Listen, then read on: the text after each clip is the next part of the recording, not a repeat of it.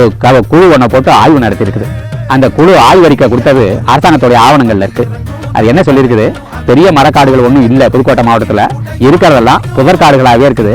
இந்த புதர் காடுகள்லேருந்து அரசாங்கத்துக்கு இப்போ 3 வகையான வருவாய் வருது. ஒன்று, விறகு வெட்டி செல்பவர்கள் வரி கொடுக்கிறார்கள். இன்னொன்று, கால்நடை மேய்ப்பவர்கள் வரி கொடுக்கிறார்கள். இன்னொன்று, இலவைகளை வெட்டிக்கிட்டு போய் நஞ்ச நிலத்துக்காக உரமாக போட்டுக் கொள்கிறார்கள், அவர்கள் வரி கொடுக்கிறார்கள். இது ரொம்ப சொற்பமாக இருக்குது. இந்த காடுகளை அழிச்சிட்டு நாம வணிக அளவிலான மரங்களை பயிர் பண்ணாக்க அரசாங்கத்துக்கு நிறைய வருவாய் வரும் அப்படின்னு சொல்லி அவர்கள் அறிக்கை கொடுத்தார்கள். அந்த அறிக்கை அடிப்படையில் தான் இந்த காடுகள் அழிக்கப்பட்டிருக்கு. ஒரு ஓய்வு பெற்ற வன அதிகாரி எனக்கு தகவல் கொடுத்தாரு. அவர் புதுக்கோட்டை மாவட்டத்தை சேர்ந்தவர். இந்த காடுகளில் ஒரு காலத்தில் 11,600 ஏக்கர் வளமான தொடர் காடுகளாகவே இருந்தது. செம்மண் நிலத்தில் இருக்கிற வளமான தொடர் காடுகள் இந்தியாவிலேயே இது மாதிரி இவ்வளவு பெரிய பரப்பில் இருந்தது கிடையாது. அவ்வளவு நம்ம அழிச்சிட்டோம். அழிச்சதுக்கு ஒரு அடையாளம் வேணும்னாக்கா ஒவ்வொரு மாவட்டத்திலையும் ஒரு வன பாதுகாவலர் ஒருத்தர் இருக்கிறார், கன்சர்வேட்டர் ஆஃப் ஃபாரஸ்ட் ஒருத்தர் இருக்கிறாரு. ஆனால் புதுக்கோட்டை மாவட்டத்தில் கிடையாது. ஏன்னா இதெல்லாம் பிளான்டேஷன் கார்பரேஷன் ஒப்படைச்சிட்டாங்க.